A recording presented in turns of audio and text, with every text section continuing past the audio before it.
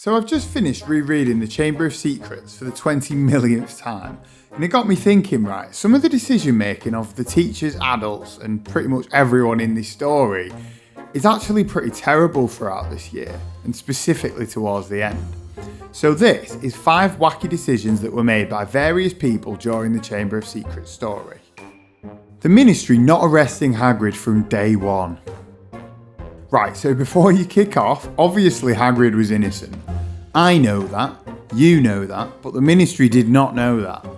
Let's look at this from the Ministry's perspective. They thought that 50 years prior, Hagrid had been expelled from Hogwarts for accidentally letting loose a massive spider, Aragog, which killed a Muggle-born student, Moaning Myrtle. Like pretty much everyone else, they wouldn't probably have believed it ever had anything to do with the Chamber of Secrets. They would have presumably thought that the spider had been attacking students at random, maybe thinking it was a coincidence that they'd been Muggle-borns. The Ministry knew that Hagrid had been expelled for it, that the spider had fled, and the attacks had stopped. So from their perspective, they probably would have thought it was maybe quite likely that it was Hagrid back in the day. Now, in the attacks during Harry's second year, students are turning up attacked with the exact same symptoms as last time, being petrified. And again, all the students that have been attacked are all Muggle-borns. So to be completely honest, at that point, it does kind of look like it could have been Hagrid. All the Ministry have to look at is the evidence of what happened 50 years before and what is happening today. Dumbledore never had any actual evidence whatsoever that Tom Riddle had been involved. I guess equally there was not really much strong evidence that it was Hagrid in the first place. Okay, so the first student to be attacked in Harry's second year is Colin Creevey, which I think would have taken place in mid or late November. I think at this point the Ministry should have been quite concerned, as his symptoms would have been identical to the symptoms of the students that were attacked 50 years before. Also, he was a Muggle-born, same as probably everyone that was attacked back in 1942 and 1943. So at this point, the Ministry should probably have just thrown caution to the wind and arrested Hagrid, at least if only just to question him. What they actually did was wait another 7 months before eventually turning up and arresting him, by which time 4 Muggle-borns had been petrified. I'm sure it would have been awkward for them arresting Hagrid at all, considering that there wasn't much evidence. But to be honest, you wouldn't really risk it, would you? Especially when it's children that are being attacked, and there was every indication that someone might end up dying like they did last time, when Hagrid was widely believed responsible. Strange behaviour in my opinion. Also, when Fudge does finally arrest Hagrid, he sort of indicates he's only doing it because the governors are putting pressure on him to do something. But surely you would want to arrest him, if only just to question him and hopefully rule him out. Anyway, let's move on. All the parents of Hogwarts students. Okay, so this one is very general, but I'm going to say that the behaviour of everyone's parents during this year is odd. It's actually a bit mental if you think about it. Colin Creevey was petrified in mid-November, right? Justin Finch-Fletchley in December, and then Hermione and Penelope Clearwater, I think, in May. So where in this time is everyone's parents? Where is Colin's and Justin's parents? Presumably they did know that their children had been in comas for months. Surely they would have been wondering why they never came home for Christmas. No, they must have known, which kind of begs the question, why weren't they freaking out? Surely if your child had been petrified, you would be barging into Hogwarts and probably insisting on taking your child to hospital. And that's just the parents of the students who had been petrified. Where was everyone else's parents? If your child was in this school and students were being attacked left, right and centre, you would be marching right up to Dumbledore's office and kicking off.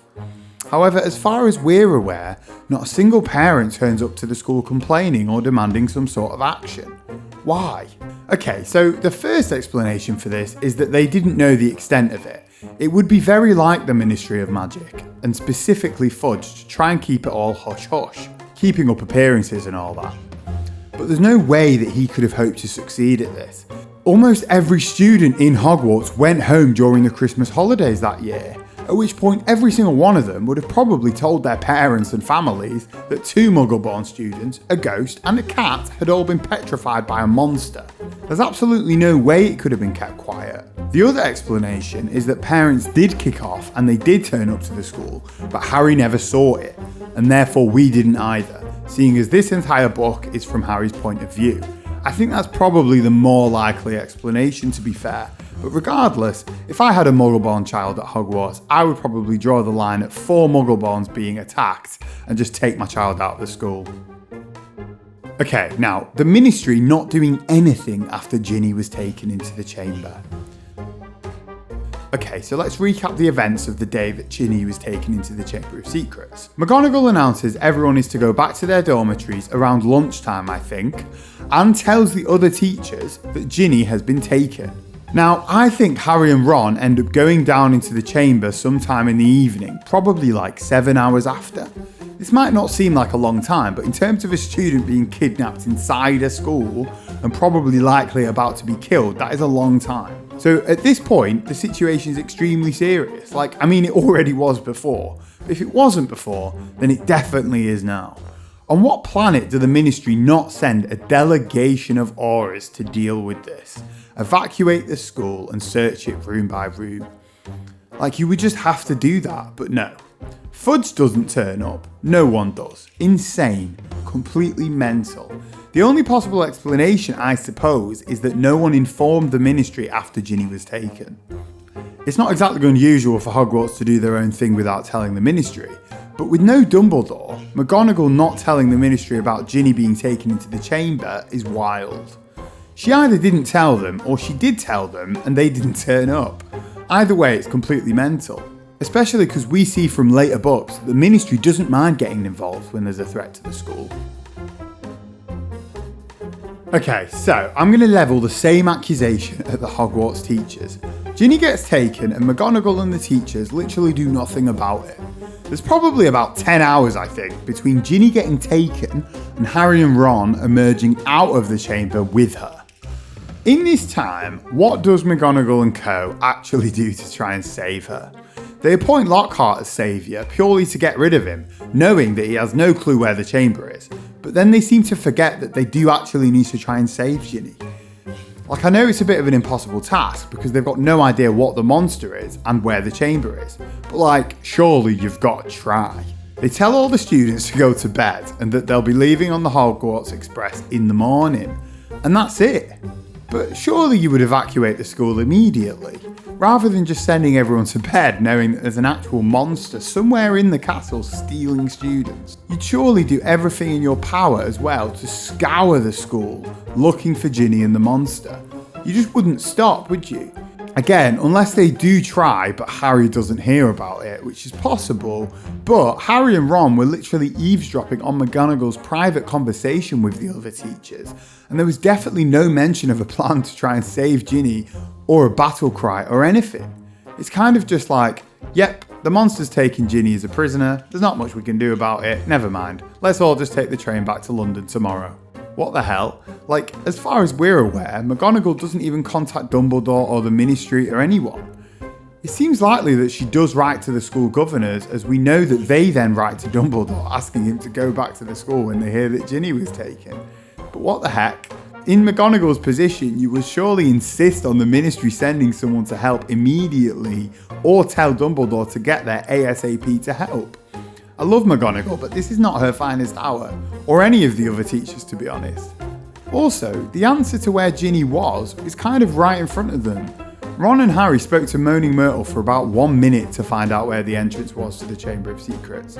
They only realised Myrtle was the student who was killed 50 years ago by speaking to Aragog.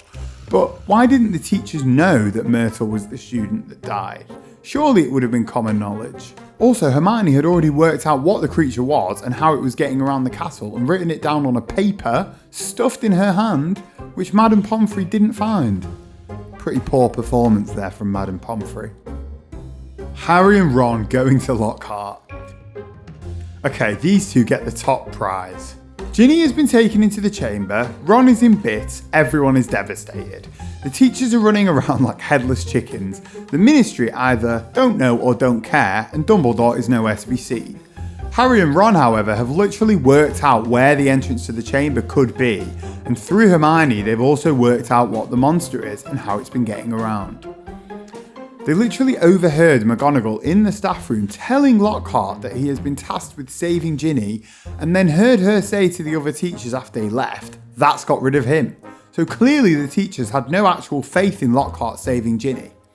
Also, Harry and Ron by this point are fully aware that Lockhart is absolutely useless. There can't be any doubt in their minds. Everyone knows that he's a complete moron by this point in the story. So what do? After finding out that Ginny has been taken, they go back to their common room for hours. What the hell were they thinking? They overheard McGonagall telling the staff that Ginny had been taken in the first place because they were in the staff room looking for McGonagall so that they could tell her that they thought they knew where the entrance to the chamber might be and what the monster was. So when they then overhear that Ginny has been taken, they think, oh, never mind, let's not give McGonagall the information that we were literally about to give her about the Chamber of Secrets. Let's just go back to the common room.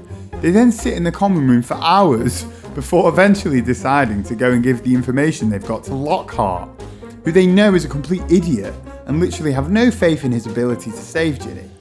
And better still, they know that McGonagall only told him to go and save Ginny to get him out the way. And yet they go and give all their information to him.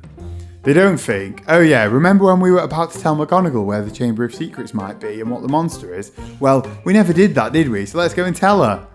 Unbelievably stupid decision making from those two. Had they just gone to McGonagall, they could have taken her and a few other teachers with them into the chamber together, probably saved Ginny much quicker, and presumably been able to defeat the basilisk quicker and avoided Lockhart losing his memory. I mean, I know they were literally 12 years old, but still, it's pretty special. I mean, the only possible explanation is that they didn't think that McGonagall would believe them. But like, an 11-year-old girl's life is at stake here. Surely McGonagall would have just given them the benefit of the doubt. Crikey, I mean, decision making is notoriously pretty bad in the magical world, especially on the part of responsible adults. But the Chamber of Secrets year is literally bad decision after bad decision from everyone from Colin Creevy's parents to the Minister of Magic. Anyway, if you enjoyed this video, drop it a like and subscribe to the channel for more.